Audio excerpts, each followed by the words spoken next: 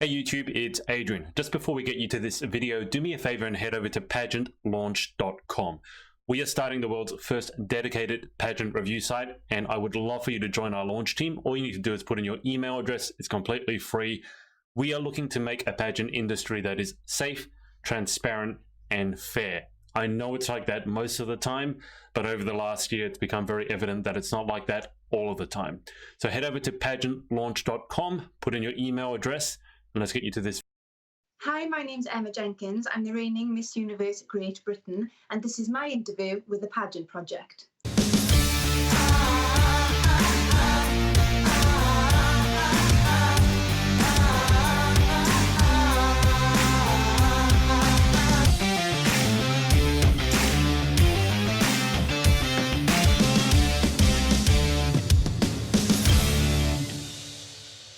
Hi everyone, it's Adrian from the Pageant Project. Hope you're all doing well, doing safe. I have the lovely... Chloe Lake has decided to... So... Emma, that is not music that I put on because you are here. It's put on because a lovely Chloe Lake just donated to our pageant review site. So thank you, Chloe, for that. And that music plays every time someone donates. But... as I was saying, I've got Emma Jenkins, Miss Universe Great Britain 20. You're going to remember this interview for a long time. With us, Emma, welcome to the show. How are you? I'm very well, thank you. How are you? I'm doing well. I understand and I've seen that you've been busy doing some interviews of your own. So how have the interviews been going with all the Miss Universe GB girls? Well, it's been wonderful, actually. I mean, usually the reigning queen doesn't get a chance to get to know the girls in this way. And because of lockdown, we've tried to, make the best of the situation and give the girls their chance to show themselves to the fans. So it's been lovely, actually, to spend some quality time with them on Instagram Live, getting to learn about them and just having chats, really. It's been really lovely. Has it been a bit different for you being the one asking questions rather than the one interviewing rather than being interviewed? I suppose not, because of my work. I work in Welsh media. Presenting is sort of my passion. So I am fairly used to asking questions now. Probably a 50-50 situation in my life at the moment. Which side do you prefer, interviewing or being interviewed? Well, it was quite nice that I didn't have to prepare anything for our interview this evening. I was able to just sit here and let you do all the work. So I suppose it's much easier being the one that's being interviewed. Yeah, I can definitely vouch for that. Now, we've got a few comments already. Ellie Corcoran has said, can't wait for this. Chloe Lake has said she's sorry, in all caps. Chloe, it's fine, you donated. Sophia Myers has said, your accent is so beautiful. Whereabouts does your accent come from, Emma? I know it's Welsh. I hope I got that right. Yes. But whereabouts, because I'm from Australia, obviously, and I like to dig in and go, okay, it's not just Welsh, it's from this little part here or this little part there. So whereabout in Wales? I live in a town called Sanity. Most people struggle to say it. Even people who actually live here struggle to say the word. So it's a very Welsh town in the south of Wales, just along the coast. It's a lovely place to live. Dare I ask how you spell that? It's Lanelli. So most people say Clonecley. That's how most people manage to get the word out. Okay, so we've got Libby Fern saying, love Emma, and Lauren Parkinson, who I'm sure you know, has said, hey, Adrian and Emma. Now, Lauren so far has, one of her claims to fame is that she can say that really, really long, I don't know if you know, that really long Welsh place name that ends in go, go, go. That's still the only part I can say. Are you able to say that Welsh name? You know what? Some days I nail it, and then some days I forget a random part, so I'll give it a go. Llanfair Pwll Gwyngyll go Gerich, Llandysilio, Llanfair Drobwch go, go, goch. Something like that.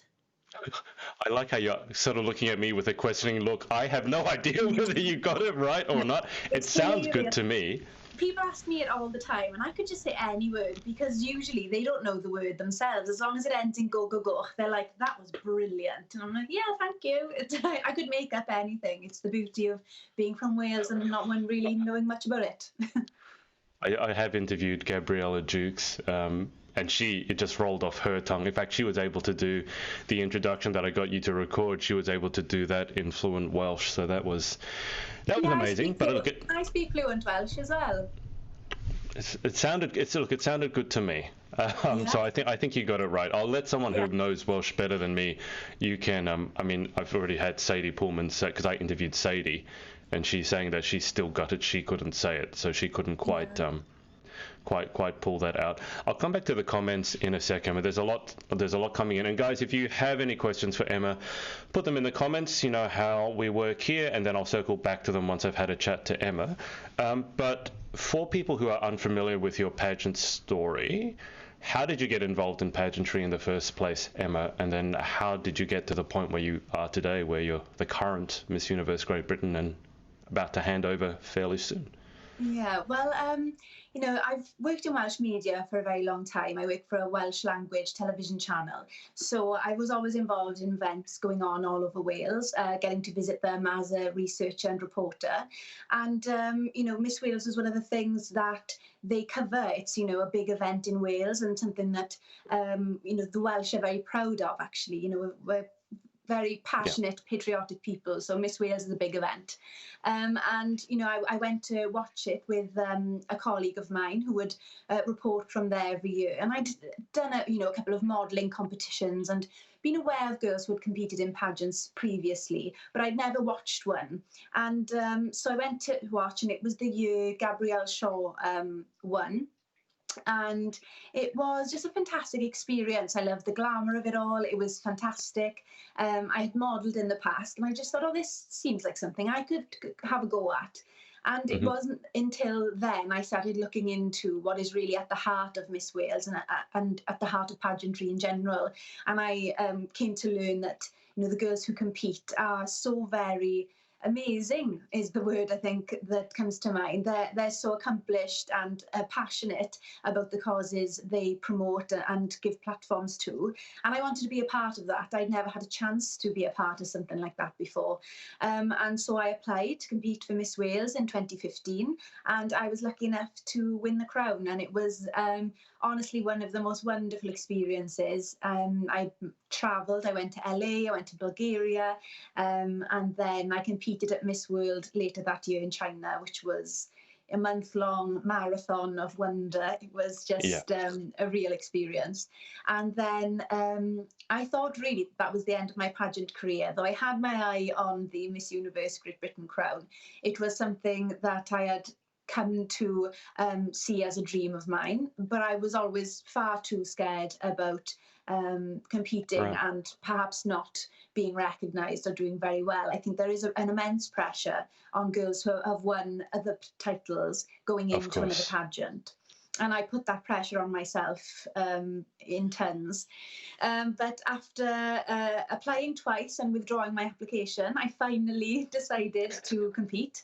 And I worked very hard, and I was lucky enough to win Miss Universe Great Britain last year. Okay, so that is one hell of a track record. Applying and competing for those two and winning those two on your first go. I guess people would want to know: do you have any? Do you think that you have any tips or secrets as to how you've managed to do so well? Because there's a lot of girls who sort of more career pageant girls have done it for 10 years and let's say still haven't won a title. So I'm sure they'd want to know sort of what's the secret, what's the Emma secret to entering these. I mean, you've entered the two biggest ones in the world, obviously, and you've come away with a title. So do you have any particular secrets? Something I always tell people is that likability is a massive factor in pageants. You can go into your interview and you can not be making any sense and you're fumbling over your words and you are the most nervous person in the world. But if you are smiling and your body language is positive and you just come across as a lovely girl, that really does, I think, help you tremendously. Now, I do prep I consider myself fairly good in interview. It's part of my job and what I do. So my preparation has always been, top notch. I always totally commit, and I think that's important. But, if you do feel yourself going wrong, or there's a moment where you just falter, I always say that to laugh and to smile and to apologise nicely and just to be the nice girl is the best way to compete at a pageant. And dare I ask, I mean, hopefully, fingers crossed, we have Miss Universe Great Britain coming up, although with the current health situation, who knows. But do you have any plans after you hand over your title? Because I mean, you've taken on the top two systems, or at least the biggest two. I probably shouldn't say the top, but the biggest two. You've come away with the title. So it's kind of like, well, what's next then?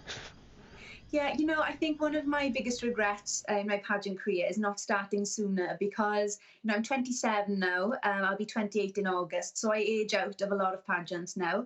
I don't think I would compete again, but obviously pageants are a massive part of my life, and I love to watch them. I love to help girls prepare. I've loved to judge pageants as well, so certainly I will still be very much involved in the pageant community in the UK, but as a commentator and a viewer rather than a competitor. Do you find it less stressful watching from the seats than competing on stage?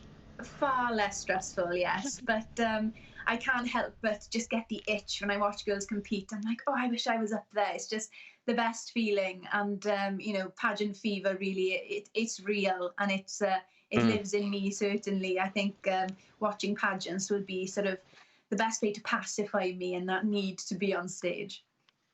Call it catching the pageant bug. It's like a virus, but in a good sense. Yes.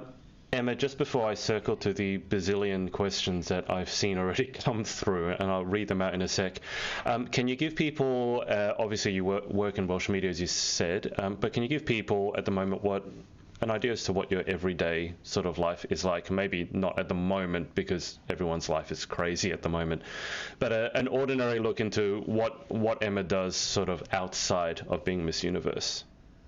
Well, to be honest, no 2 days are the same. My work is very sporadic, and I work on an array of different programs as different things. So, my history, the way I got into media really was just as a runner. I was an assistant. I just used to run and get coffees and do all of the legwork. And because I had an interest in makeup and hair, I was never trained in it. I used to help out in the makeup room. And because of that experience, I was able to work as a makeup artist on lots of different productions. So that's kind of been what I've used in between my presenting jobs just to keep me going. But, during my prep for Miss Universe, I had my own documentary on Welsh language television. It was an hour-long documentary following my life, which was very surreal and almost like therapy, because you have to sit there for hours and just talk about yourself and talk about the things you've been through and relationships and, ups and downs, confidence. You have to go through it all. And it was very bizarre. And to watch it back was, a very proud moment for me, because I think I've changed a lot over the years. And it was a real sort of nod to how pageants had helped me develop myself, become a better person, and just to be nice. I think it does really breed a particular type of woman, pageants. And I think it does encourage us to be, nice to each other, to lift each other up. And that all sort of came to light in my documentary, which was wonderful. And then off the back of that, there's been lots of different program ideas that we've been working on. I've been working with different production companies in Wales, but because of the virus, all of our plans are kind of on hold at the moment. But yes, lots of ideas in the pipeline, lots of exciting documentary ideas, as well as lifestyle programs. So, I can't tell you about any of them yet, because we haven't been given the money from the commissioners. But once we do, and it's all happening, I'll let you know, I promise. Have you been maintaining your sanity during lockdown? Because for a lot of the pageant community, that's been difficult. I didn't have much sanity before lockdown. And you have less now. I'm a bit crazy. I find myself talking to my dog a severe amount. And not in we all English do that, language. don't we?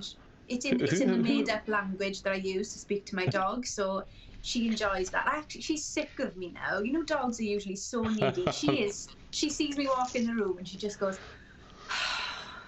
She's like, she's back to annoy me. But talking to my dog has been my main source of entertainment, and I look like a crazy lady.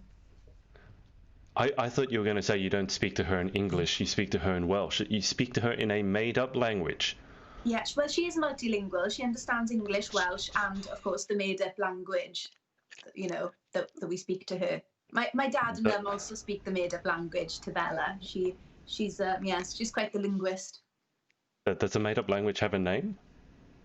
No, not really. I feel like I should probably name it. I mean, Bella's full name is Bella Booplingtons. I like to call her the Boopies. You know, that's her short name. So maybe something along the lines of that. I'll have to think it out.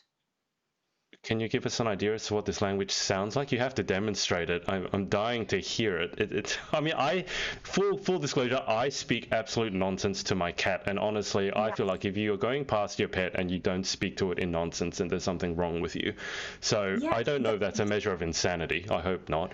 But what sort of things, or what do you say to your dog in this made-up language? So obviously there's a voice that goes with the language as well. So, of course. You know, it's like, oh, the boobies, what you got your bully with yours? I think about yellow. I don't these are these. I think given that voice and those words, you'd be an excellent babysitter. It sounds like the sort of nonsense that we talk to babies to soothe them. It's a very soothing voice, even though we haven't said anything. And then I'm assuming that your dog looks back at you and understands everything and nods very. Yeah, she rolls on her back because she's like, yes, this is the time for love. She wants her belly rub. She knows that the voice means she's going to get some loves. So, yeah. It sounds good to me. Emma, you've mentioned that obviously through your pageant journey, you've developed yourself. Just before I go to the questions, in what ways would you say that pageantry, your journey, has changed you or developed certain parts of your personality that you didn't have so much before? I think, growing up, and I find that this is a real common theme amongst pageant girls, is that I never really had a hobby or something that I was good at. I'm awful at sport. I've never been particularly competitive. I wasn't a member of any clubs. You know, I used to go to drama clubs and things when I was much younger. But as I got older, there was nothing really that I felt that I could do very well. And, I would often kind of look at my life and really wonder what I was doing with it. I felt like, I've got a good job and I love my family and my friends, but it was almost like an existential crisis, like, but what I'm doing isn't affecting anyone positively. Like, what's the point? Right. And I would ask myself that a lot. And then when I came into pageants and I started fundraising and really considering the causes that mattered to me, it opened my eyes to the fact that not only could I help others, but through helping others, I was discovering a newfound respect for myself, because I suddenly realized that I was doing good, and that seeing that good that you're putting into the world does make you love yourself. And I think a lot of girls don't love themselves. They're also scared to say that they do, even if they do. It's like where it's a culture that's designed to convince us that we're meant to hate ourselves, and pageantry just flipped that on its head, and it tells you to love yourself and be fierce and do good and think about the things that matter to you.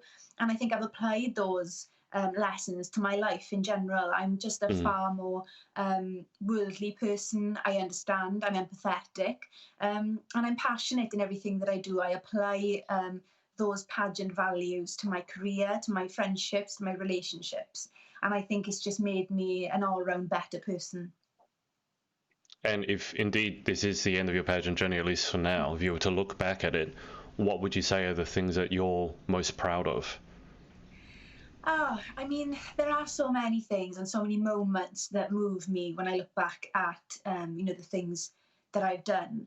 But definitely going to India last year, it's part of your prize package as Miss Universe Great Britain. You visit India and you visit a charity called Stop Acid Attacks. And this charity finds and rehabilitates women and children who have been victims of acid attack. And it's a genuinely life-changing trip But where my pride comes from that trip was the relationships I built with the survivors and the people who run the charity, and that they, many of them don't speak English, and the way that you can speak to someone through a smile or through body language, through holding their hand or giving them a hug. There was so much love in that trip and so much love shared between us that it really moved me, and it proved to me actually the strength and power of love and kindness, and how you can use that even if you don't speak the same language. You can connect in that way, and that for me was a really proud moment, seeing that I had that ability actually. And it was a tremendously moving trip, and I planned to go back there. I was hoping to go at the end of the summer. Obviously, COVID has put those plans at a stop. But when I was leaving, they were saying, "Please come back, please come back. You have to promise that you're going to come back." So I said that I would, because it was very humbling and tremendously inspirational to meet women who had been through so much and had, said, "I won't let this break me," and it was a wonderful thing to witness. Wow. Emma, is that an organization that any of the girls watching can get involved with as well in some way? Yes, it is. Stop Acid Attacks is supported by A Sisterhood, and A Sisterhood is the Miss Universe Great Britain charity. And A Sisterhood aims to help women's causes the world over. So they have Stop Acid Attacks in India. They have Black Mambas, which is the first all-female anti-poaching unit in South Africa.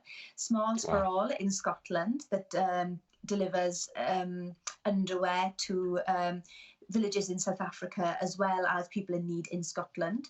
There's Llamau, which is a homeless charity in Wales that runs special projects for Welsh women. And also there is the Female Genital Mutilation Centre in London that is fighting to stop that crime.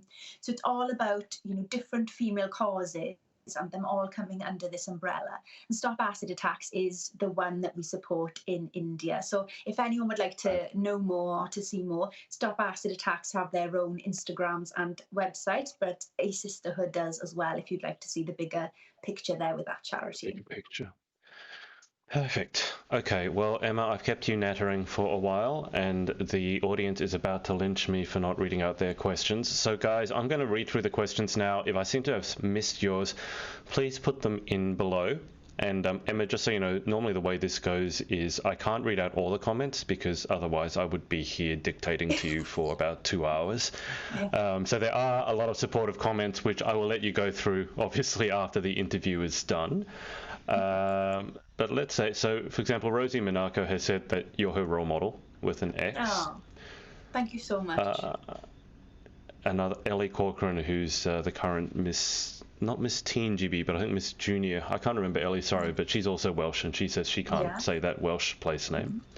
Chloe Lake, the Chloe who donated with that lovely music. One important thing I'd like to know is, did Emma keep the Nasty Gal jumpsuit? Loved that haul.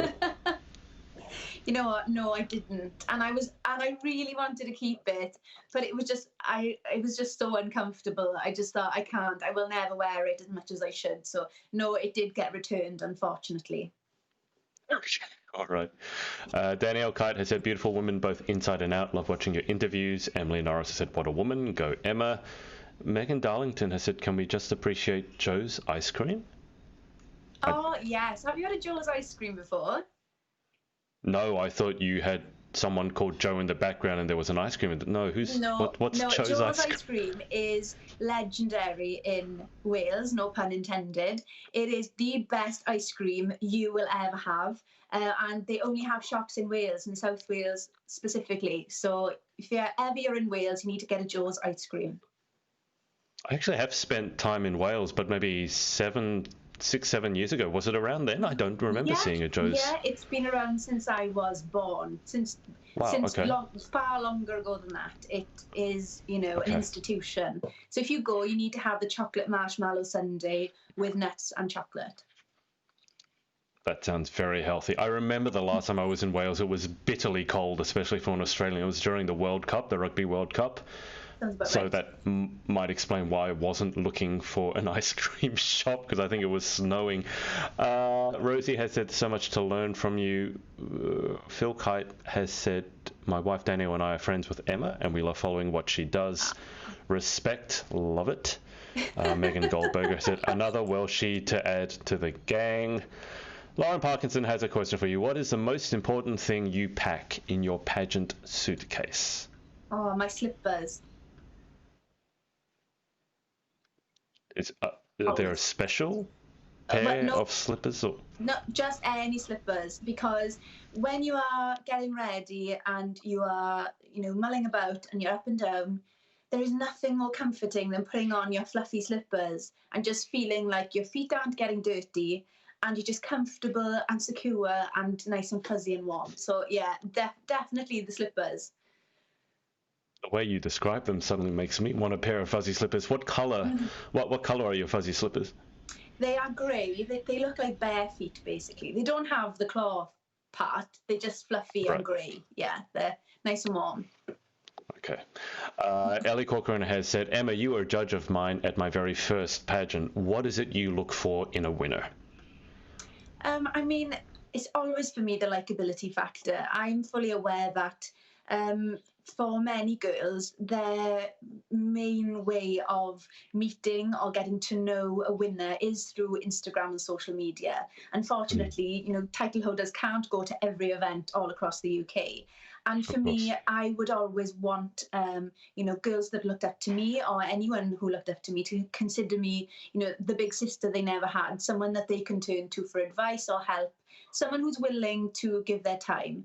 And so if I can see that someone is a very nice girl, someone who is selfless and is passionate, then that for me is always going to be the winner. I like to choose someone that I think will reply to those DMs from younger girls and who will just, be that big sister figure that they need.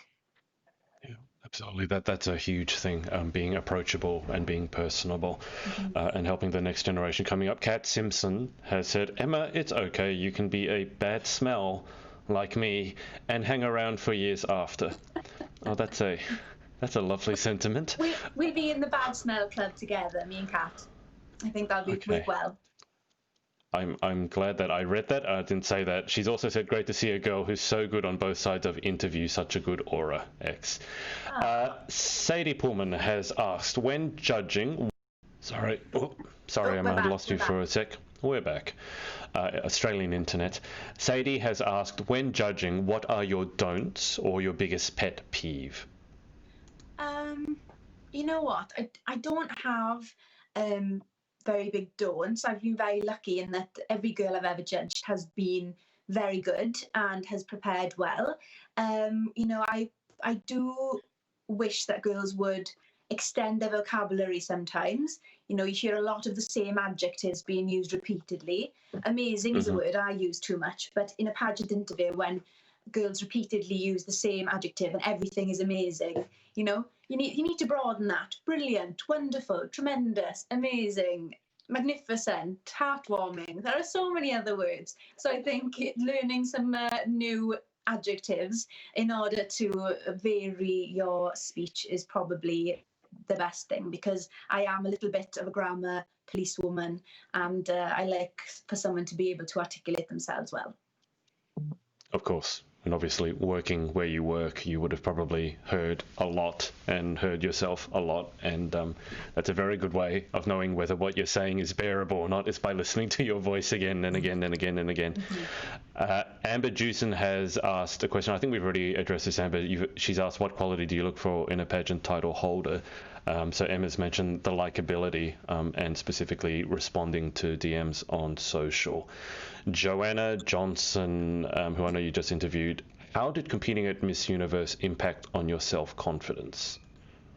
That's a really good question, actually. I think, going into Miss Universe Great Britain, I didn't think I was going to win. It was more a case of self-development for me. I'd been through a lot of things in my personal life, and I knew that competing for a pageant would bring me out of that. And then when I won, it was obviously a wonderful experience, and it really boosted my confidence. And then going into Miss Universe, I was being picked out a lot in the pageant hot picks and being, brought forward a lot, and that was wonderful as well.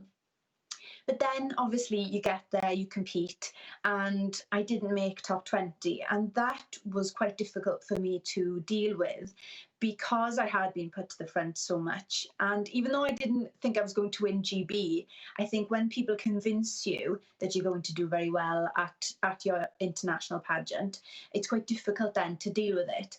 And, there were a lot of things that encouraged me to think that I'd made top 20, and and all of my friends at Miss Universe also are going, oh well, you've definitely made top 20 then, this has happened, this has happened, this has been said, this has been said. So when they don't call your name, then you really do question how you've performed. Was it my dress? Was it my hair on that day? Did I not smile at this judge? You can really go over it, and that has been something I've had to gradually get over, because I think sometimes you look for the fault. You think there must have been something I did that was wrong. And it's something I've had to just kind of let go of, because you have to remember that, the room that you're in is full of, there's 100 other wonderfully beautiful, intelligent, well-spoken young women, all there for the same reason. And 20 girls were chosen, meaning 75 other girls felt the same as I did. And so I had to remind myself that I was competing at the Olympics of pageantry, and that regardless of my placement there, I had made it. I had made it further than I ever imagined. And it didn't change that support and the belief that people online had in me. And that for me was something I had to really remind myself of and say, now, Emma, don't be silly. Regardless of that outcome, you've had a tremendous amount of support and love from fans from all across the world. And that for me was like a saving grace. It was like, no, you've done very well, and remember that. I think sometimes you can get too obsessed with the placement, especially if you're being told all the time that you're going to. So it was a process for me, and I definitely would say that now I'm the most confident I ever have been. But it was a very empowering and uplifting experience being at Miss Universe. That experience didn't impact my confidence at all. It was more the fact that I didn't place when everyone thought I was going to. Yeah. If you were to have your time over again, I mean, would you put the blinkers on a little bit and isolate from all that outside noise? No, I wouldn't. And the reason being that actually when I didn't place, I still had that love, I still had that recognition, and that support really. And I did this for myself. I wasn't looking for recognition or acceptance or love from anyone really, but knowing that people believe in you, it mattered tremendously to me to know that people did think I was a valued competitor. I think that's what everyone worries, is that people are going to think I didn't deserve to win. I didn't deserve my title. So that outside noise actually was what encouraged me to say, you did very well. You were recognised, and that's what counts. Yeah. Ellie Corcoran has asked, and I don't know if you know Ellie, Emma, but Ellie is, I think, she's 15 years old. One day I would love to enter both Miss Wales and Miss Universe GB. What is your biggest piece of advice for future competitors? And to be clear, Ellie has done a few pageants and she's a current title holder, but it looks like she has her eyes, I guess, on the biggest prizes. So what would be your biggest advice for her? I would say just, your prep is very important. Be sure to prep for interview, to work on your vocabulary. That's a massive one for me. To, get training, get coaching, and watch as many Miss Universe YouTube videos as you physically can. That was a massive part of my training with my coach. He made sure that I was watching all of these previous pageants, because you just kind of absorb it all. It's the best way. And I think certainly now for Miss Wales, Miss Universe Great Britain, social media is a massive part of being a queen, and being a positive role model in what can be a very cruel place, in social media.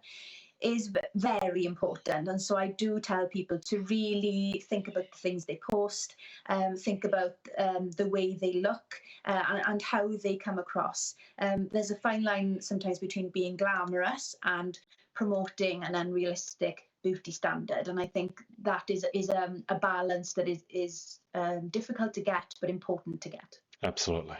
Absolutely. Joanna Johnson has asked, what advice would you give someone that is letting their inner saboteur affect them? My inner saboteur was my worst enemy when competing for Miss Universe Great Britain. It was constantly there in my head, and you know, it's a very loud voice sometimes. It's really difficult to shut that person down in your head. But you have to remember that that voice is the only voice standing between you and your best self. And the more you do to convince yourself that that voice means nothing, it is nothing, and you know, tell yourself out loud when you start to think those thoughts, look in the mirror and go, I am good enough, I am the best, I will work hard, and I will prove you wrong. And just saying those things out loud for me was a really important thing. Even I left a message for myself on the fridge saying, show them you can do it, because I just wanted to remind myself every time I went to the fridge to make a cup of coffee, I was telling myself, show them who you are, show them you can do it. And I think it's just constantly reminding yourself of that. Yeah. How long was that message on your fridge for? Are we talking weeks, months? Is it still there now? It's not there now, but it was there for months in lead up to Miss Universe Great Britain. And you know, there was a couple of people who had said some not very nice things regarding the fact that I was competing again. So I actually put their names on that piece of paper and I said, you're going to show them. Right. I've heard similar stories about girls who've written actually on their makeup mirror with lipstick or with marker. So every time they're doing their makeup, they can see exactly what you're talking about. And I think that repetition of seeing it again and again and again is very important, because often you don't believe it yourself the first time you say it or the first time you read it. These questions were a long time ago, because Sadie commented tuning in was worth it just for that dog language. All right, so I better get a move on. Rosie has asked, will this still be on Facebook afterwards? Absolutely. Yep, it'll be there. So I'm just going to scroll through and try and find you questions. No problem. Lauren has asked, has your mother warmed to those boots yet? P.S. No, I love them. She still hates them. I bought a pair of like platform, they look like Doc Martens, you know, like the lace-up boots, and they're proper platform ones. And my mother was outraged that I'd bought these boots. She thought they were vile, and I actually recorded her losing her mind over them. She was like, I can't believe you're being stupid. Why have you brought them into my house? She was not happy. And Instagram loved it. They thought it was the most hilarious thing ever. So everyone is very invested in the boots and their future in my life, but they are here to stay, and my mother still hates them. Why did she have such a strong reaction to a pair of boots? She is very opinionated. My mum is like the fashion police, grammar police, hair police. You know, she is my momager. She is there with me for everything. And I think she felt my money could be better spent elsewhere, was her point. Right. Fair enough. Sophie Wallace, who is competing for Miss Pageant Girl UK, beg your pardon. How did you find the transition from one pageant system to another? Did you feel it was a natural progression for you? Yes, I did feel it was a natural progression, actually, because I was that much younger when I competed at Miss Wales. I was 23 when I went to Miss Wales and Miss World, and I was 26 competing at Miss Universe. So I think my style had changed a lot. I'd grown as a person, and I always tell people, when they say, I want to compete at Miss Universe GB or Miss Wales or whatever it is, and they say, I'm going to compete at another pageant just as practice. And I always say, you're better off spending your time and money, working on your platform, working on your causes, and doing things that are actually helping others, something you can talk about. Because if you do another pageant, you can't talk about that in your interview. But, you know, working on yourself and your life and doing something good with that is a far better way to spend your time. So that's what I did. I, you know, focused on my career, really tried to make waves in Welsh media and get to where I wanted to be. I mean, it's been a very slow process. I think Miss Universe Great Britain has definitely been a massive help to get the ball rolling and to push things forward. But there's a definite difference between Miss World and Miss Universe. You know, it's far more high fashion at Miss Universe. You're encouraged to be more daring in your choices, and they want you to be a little bit more of a woman rather than a girl. I think it would be the best way to put it. So yeah, I think, you know, at Miss Wales I was more of a girl, and at Miss Universe I was more of a woman. Megan Goldberger has actually asked that question as well. It's how did Miss World compare to Miss Universe? So would you suggest then, given what you said, that if someone was to take on both systems, that you would advise competing in Miss Wales first or Miss World first and then transitioning to Miss Universe? Certainly, yes, I would say so. You know, Miss Universe Great Britain, I've said it before, it's Miss Universe is like the Olympics of pageantry. Miss Universe Great Britain is arguably the highest ranking pageant in the UK. So of course, to do Miss Wales first would be wise. I think generally the girls tend to be a bit younger at Miss Wales as well. And I think it's a safer place to start off. You know, it's a smaller community in Wales. It's a very nice first pageant. You know, it's as much as it's for Miss World, which is massive.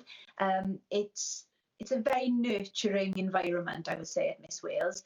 Paula really looks after the girls, and I think that definitely helped with my transition from Miss Wales to Miss Universe. It's that first pageant experience for me, and it was really wonderful. Perfect. And we've got one final question here, and then guys, I'll take Emma through the final 10 questions. So if you have any questions for her, make sure you put them in and I'll circle back to them after we go through the final 10. But Richard John Isa has asked, what is the greatest contribution pageants have made to your life? I would definitely say it's the life lessons that I've been taught. Richard John Isa is actually my coach and has been for years, and actually he has been a very big part of my life. You know, I've competed at 2 pageants, so there was years in the middle where I didn't compete at all, and he was still always there on the other end of the phone. Everything that I've gone through in my life, he's been there really. You know, he's like my pageant dad, and you know, if it wasn't for pageants, he wouldn't be in my life, as well as Gil, his partner. So, you know, the people that pageantry has brought into my life is very special, but also the lessons I've learned, you know, being a good person, being patient, and knowing that everything is in God's plan, really, and that everything happens for a reason. That's something that Richard always tells me. He said, you know, you didn't place at Miss Universe, you didn't win Miss Universe, but it's because the universe has a better plan for you. And that's always been the way he's taught me to deal with everything. That's very, very sage advice. Emma, I'm going to take you through the final 10. I'm just noticing there's a bit of crackling in the audio. So what I'll do is I'll place the audience just on an intermission screen. And guys, we'll be back in a sec. I'm just going to see if I can clear up the audio for you. So bear with us. Sorry, guys. This happened to us also with Holly's interview. A bit of crackling. I'm not sure where it's come from. I will look into that. But I'm going to take Emma through the final 10. And Emma, before I take people through the final 10, I always like to give the Queens a chance to do their shout outs or their thanks for everyone who supported them along their pageant journey. So is there anyone that you want to give a shout out to or thanks? Obviously you've thanked your coach already, but anyone else? My mum, of course, has been with me through it all, through all of the stresses, you know, getting my dress sorted and alterations, and, you know, sat at midnight sewing flowers on my gown for Miss Universe with me, you know, gluing Swarovski crystals onto it, and just all of the stress in the lead up to Miss Universe. She was there through it all with a cheery disposition and, you know, a can-do attitude. And I honestly would have had so many breakdowns if it was not for my mother. She has been phenomenal. So, and also my catwalk coach, Stephanie Francisca, she transformed my walk, and she's really all about confidence and so really nurturing that confidence within you. So she's been fantastic as well. Perfect. Okay, Emma, we always finish interviews with the same 10 questions, so your turn. Here we go. Question 1 is, what is your favorite word? Oh, my favorite word would be, can it be a Welsh word? It can be a completely made up word, it can be a Welsh word, whatever you want. It's a Welsh word. So the Welsh word is Pearly, and it means butterfly, but I just think it's a really beautiful word. Can you say that again? Pearly. I'm going to have to work on my Welsh pronunciation. We have had a Welsh word given once. Someone, I think it's a Welsh word, was cwtch. I think that's hug. Cwtch. Yes, We've had that one. Yes, a good word. I remember that one. Yeah, she said it's just better than hug. It's like a better version of hug. Question 2, what is your least favorite word? Crust. Not crusty, just crust. It's crust. It just doesn't sound nice, does it? Crust. Well, I've had crusty. So that's the first time I've had crust. But crust. Yeah. I don't like that word. Question 3. In life, what gets you excited or what turns you on? Food. That was a very quick answer. Any particular one? Are you craving anything at the moment? What's your biggest guilty pleasure?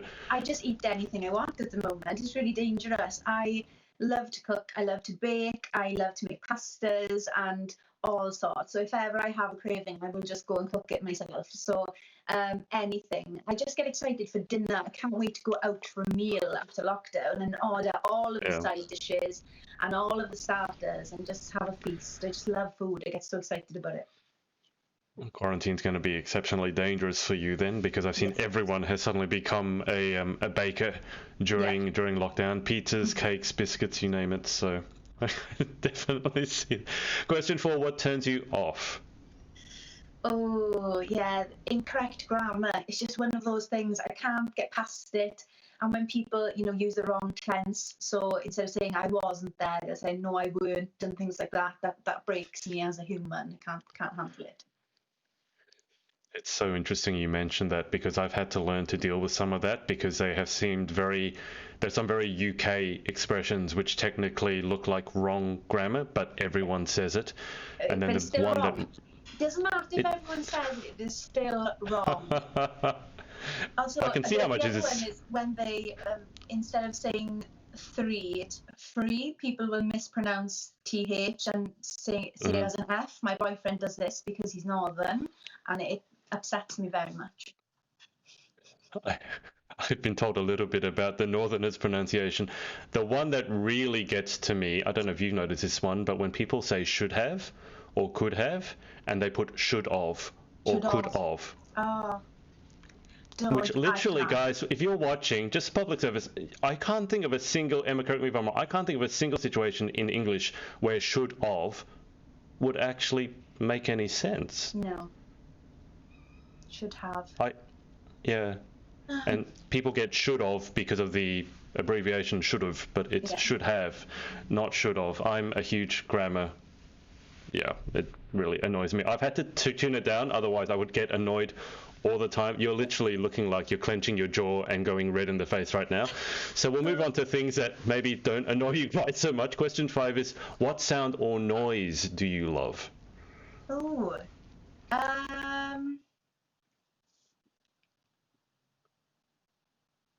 no, I actually love, you're in an elevator and it makes a ping noise when you get there. Mm-hmm. I love that noise because it reminds me of being in this world, because you'd be in the elevator like a million times a day and everyone would bundle in and you'd have like 25 girls in a 10 capacity elevator, because apparently girls don't care. And the elevator would actually be like juddering, trying to move and making this noise because it wanted us to get out and no one would. And it was, a real anxiety causing situation. However, it is quite a funny memory now. So yeah, that would be my favourite noise. Yeah, because you survived. I mean, you got to be careful. I did get stuck in an elevator once, and I can tell you, it's not It's not pleasant. I had to pry the doors open and climb out between 2 levels and everything. Oh So gosh, no, I don't know. I don't want to do that. yeah, No. yeah, I don't recommend that. Question 6: What sound or noise do you hate? My alarm in the morning. Common one. What time is it set for? Well, at the moment, it's not set for any time at all, so I just wake up when I want. It's usually when my dog decides that she's had enough, so it's usually about 8:39. But generally, I still don't have a normal waking up time. It could be 5 a.m., it could be 9 a.m. It depends on what I'm doing that day. Right. Question 7: If you could have any one superpower, what would you pick and why? To eat anything without putting on weight.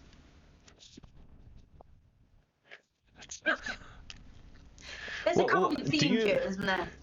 I was going to say, do you have a favorite food? You just sound like you eat anything that's baked or anything we put in front of you will disappear. Is there a food you don't like? Sweet corn. That's so funny because I know 2 UK girls who their favorite thing in the whole world is sweet corn, and that's the one thing you dislike. I hate it so much. And you know when you order a tuna sandwich and then sometimes it's just there, just creeping in, an imposter, sweet corn. Why is it it's not nice. Why is it there? I'm not a fan of it. I would never have guessed that in a million years. The one thing that you wouldn't eat is sweet corn. Okay, the hard-hitting questions coming at you. Question 8. What occupation other than your own would you most like to attempt? That is a good question. You know what? I am one of these people who just dips into lots of different things. I'm a bit of a jack of all trades. But I think if I didn't pursue presenting, something that's quite similar, but definitely acting, I think would have been my other choice. I was supposed to go to acting school. That was my plan. I had applied for the universities I wanted to go to. And then I decided to take a year out and happened to get a job as a runner at a TV production company. So that kind of railroaded me away from acting. But I still love it. I love the theatre and I love to sing and dance. So. Well, it certainly could be on the cards. Now, it's certainly not too late. Question 9. What occupation would you definitely not like to attempt? That is a good question. You know what, actually, one of my best friends is a solicitor, and she works with family law and child protection. And you know, seeing how stressed she is sometimes and the things she has to deal with, you know, she's a tremendously strong person to be able to do the job she does, and she does phenomenal work, and I'm really proud of her actually. But I don't think I could ever be strong enough to do that kind of job. So I think I'm far too emotional to do anything like that. To where you see people, you know, going through hardships, especially children. So I would be awful at that. So definitely not anything like that. Yeah. That's similar to an answer I've had quite often is a doctor, not because of not wanting to be a doctor, but, you know, especially given what's happening at the moment, it would be just emotionally traumatic on a daily basis. Final question. If heaven exists, what would you like to hear God say when you arrive at the pearly gates? Are you ready to party? What was that accent you just put in there? That certainly didn't sound... American, isn't he? You would be. If he's a party god, you'd be American. Like a frat boy. We never know. Who knows? I just went, that's a different accent. So, and that is definitely not the first time I've heard that answer. There's a lot of people who want to get to heaven and have a massive party, which makes sense. Yeah.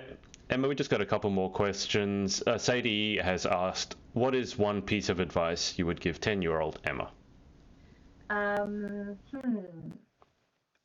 Just not to let the actions of others make you question who you are and the way you think and the way you feel, because everything you feel is valid, and you've never been wrong and you will never be wrong. Imagine that, 27 years and I've never once been wrong. Is there anyone in your life who would disagree with you? Your mum about your boots? My mum is in the other room shaking her head at the phone and rolling her eyes like, oh, She's never wrong, eh? But you know what? My mum thinks she's never wrong. The apple doesn't fall far from the tree, so. So, has she ever been more vocal about anything other than your boots, or has this been like the single greatest falling out that you guys have had is over a pair of boots? Oh, yeah, I think that was the most, good I have seen her over anything, actually. She went from 0 to 100 real quick when she saw those boots. It was quite tremendous, the reaction. It was brilliant, actually. Wow, it almost sounds like you did it to get the 0 to 100 reaction. Not that anyone would ever do that. No. I do enjoy winding her up. It is my favourite hobby, so. I was trying to give you an easy out there, Emma, but you just ignored it and drove yourself straight over the cliff. That's okay. Apologies to Mum. I do feel for pageant mums. It's not an easy trade. You work for hours and hours slaving over. It's basically slave labor because you don't get paid, and then you got to sit in the audience and watch your daughter perform, and you're like, oh my god. I say to my mum, if she dares complain, or if I put my feet up on her on the couch and she looks at me, I'm like, Mum, you decided to have a child and you will have to deal with the consequences. She's like, Emma, you're 27 years old. When are you going to move out? I'm like, no, I like it here. It's nice. I think Emma might be looking for a new house after this and after lockdown finishes. So if you would like a roommate, get in contact with Emma. Okay, Emily Radford has asked, any onstage tips? To never drop your smile, to compete until the very moment that you are off the stage. You keep going, you never let it drop, and to take your time, don't rush it, enjoy the moment. And final question, Vanessa Owen has said, your hair always looks flawless. What's your hair care routine and how do you curl it? So this is a question I get a lot. The haircare products I use are from Kerastase. They are by far the best products I've used. And actually, when I switched to Kerastase and I went back to my hairdresser for a haircut, he was like, have you changed your shampoo and your conditioner? And I was like, yes, how did you know? And he said, your hair is transformed. He said, I can't believe the difference in your hair from before. And my hair was pretty healthy before, really, so it's definitely been a wonderful treatment for my hair. And then with curling, I've actually used something different to what I usually use tonight. Usually I use the GHD soft curl tong. The amount of them I have sold for GHD, I shouldn't be on commission because I'm constantly telling people how good it is, and I do pin curls for Pageant. But today I used a smaller tong, and I did small sections, and then I combed it all out. Right. Okay. Well, Vanessa, I hope that answers your question. I understood some of those words. I'm not going to lie and say I understood all of them. And Richard John Isa has said Tanya is indeed the best. I think Nicola Tincombe has put favourite noise, and I think she's put a champagne popping emoji. Oh, that makes sense. Yes, that does make sense. Okay. Well, Emma, we're at the end, so thank you so much for your time. Thank you for having me. I've really enjoyed. It's been a pleasure. I will remember the made-up dog language for as long as I live. Yes. I might make see that. How she takes to it. I might make it my ringtone. I mean, the cat might scratch off my face. Cats are very different. If they don't like it, you end up getting swatted in the face.